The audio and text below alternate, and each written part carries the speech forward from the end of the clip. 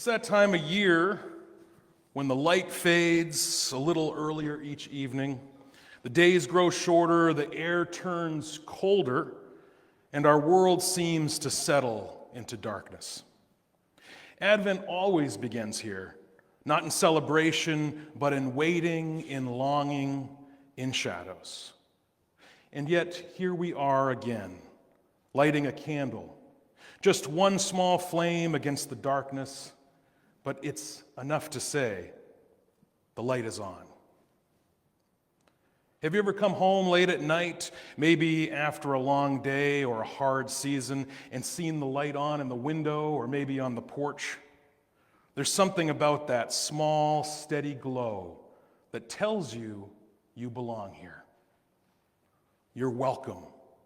You're expected. You're home.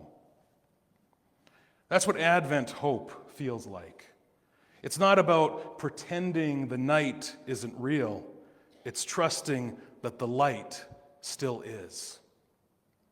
The prophet Isaiah speaks to a people who know darkness well. His world was filled with fear and violence and uncertainty. Empires were rising and falling. War was always on the horizon. And into that reality, Isaiah dares to dream. In the days to come, the mountain of the Lord's help the Lord's house shall be established, and all nations shall stream to it. He imagines a future where weapons are transformed into tools and enemies become neighbors. A world where people no longer study war. Isaiah doesn't describe a distant heaven, he describes God's dream of earth. And then he says something that feels like an invitation to all of us, even today. Come, let us walk in the light of the Lord. Let us walk in the light of the Lord. Notice what he doesn't say.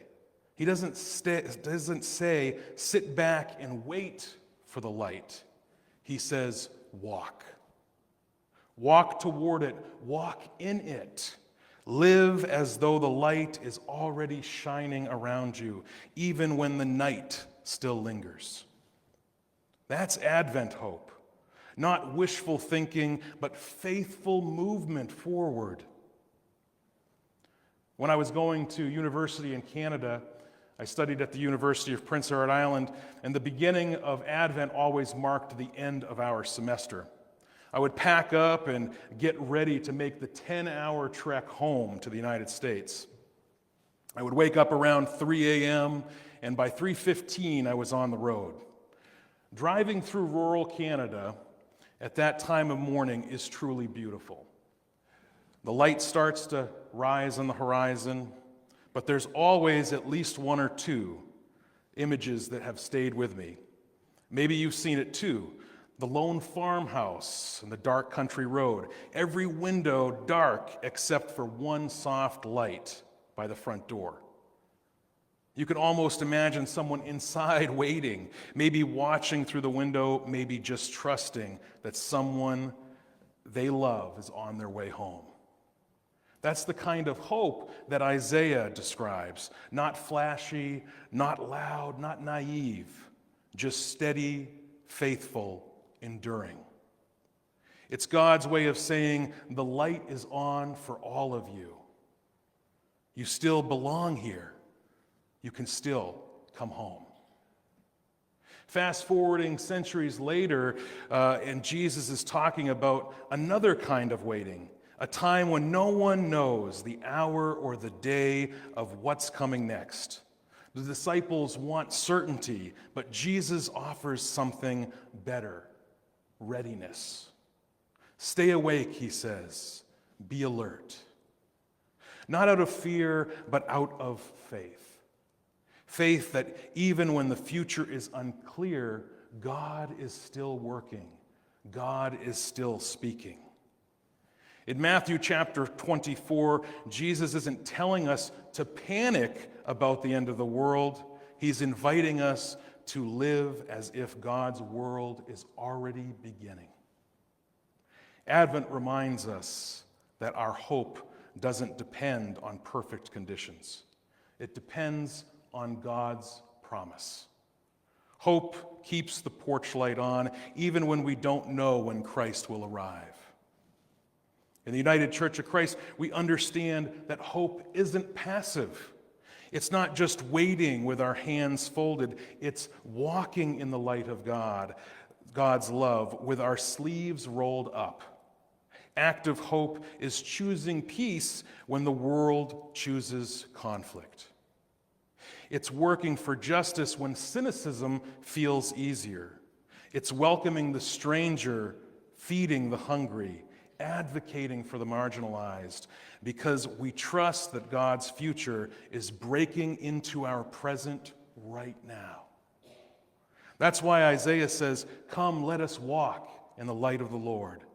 He doesn't call us to sit and stare at the mountain. He calls us to start climbing the mountain together.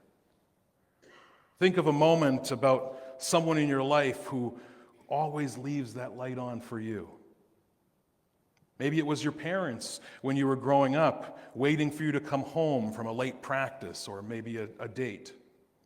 Maybe it's your partner waiting after a long day for you to come home. Maybe it's the church itself, this community of faith that keeps the light of love and justice burning even when the world around us grows dark. Every act of kindness, every prayer for peace, every protest for justice, every table set for communion, they're always saying the light is still on. In this season of Advent, we are the ones who tend that light. Not because we have all the answers, but because we trust the one who is coming. Jesus Christ. Advent lives in the tension between what is and what will be, between the worlds of shadow and of God's light. We live in the already and the not yet, the kingdom that has come, and yet we still wait for its fullness. And that's okay. Because this waiting is holy. It shapes us, it softens us. It teaches us to keep faith when the night seems long. Every candle we light on the Advent wreath, hope, peace, joy, love, is a defiant act to darkness. Each one says, we still believe light is stronger than darkness. We still believe love is stronger than hate. We still believe Christ is indeed coming and is already here in our midst. Maybe this Advent, you're feeling a little lost, like you've wandered far from home, spiritually or maybe even emotionally. Maybe you're not sure where God is leading you next in this life. Hear this good news. God has left the light on for you. No matter how far you've gone, no matter how dark the road has been, God's light still shines for all of us. Not to shame you, but to guide you home. And when you come home, you'll find that God has been here the whole time, waiting for you, ready to welcome you in. Imagine Bethlehem that first night, quiet, humble, overlooked. Yet into the darkness, light was born. The shepherds saw it, the angels sang it, the world was changed by it. And the message hasn't changed since. The light is on. Christ is coming. Hope is alive.